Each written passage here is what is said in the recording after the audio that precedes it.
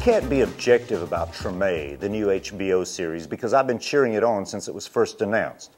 Some of my friends are in it, and a number of specific songs, people, and places in the episodes I've seen are also in my 2 books about New Orleans, so I'm gonna like it.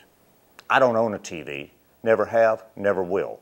For that matter, I don't like fiction much. I'm a history guy, so I'll leave it to others to discuss the show's dramatic content. But what I will tell you is that the makers of Treme have correctly perceived the centrality of music to New Orleans.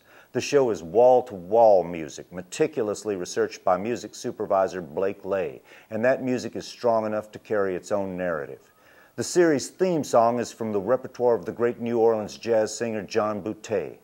Episode 2 alone had snippets of, just to name 3, Cajun Choctaw bluesman Coco Robichaux doing his transcendental Walk with the Spirit, Dr. John's spiritual church dirge version of When the Saints Go Marching In that reclaims the song from the tourist repertoire and brings it back into the sacred space, and the Mardi Gras Indian song Shallowato, Oh Mama, which I'll never forget hearing Big Chief Donald Harrison Jr. sing during the first Mardi Gras after Katrina.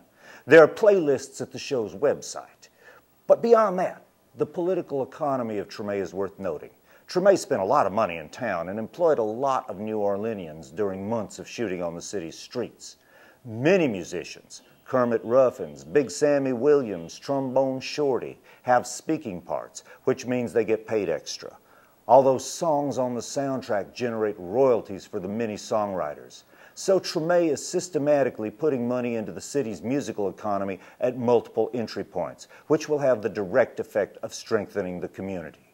The makers of Treme know very well they're doing this. Their love for New Orleans shows up both on screen and behind the scenes. Meanwhile, Louisiana's radical Republican governor, Bobby Jindal, never misses a chance to show his apparent hatred for the state's great city, which does not vote for his party. Jindal is proposing cutting the state's arts budget at a time when it should be multiplied.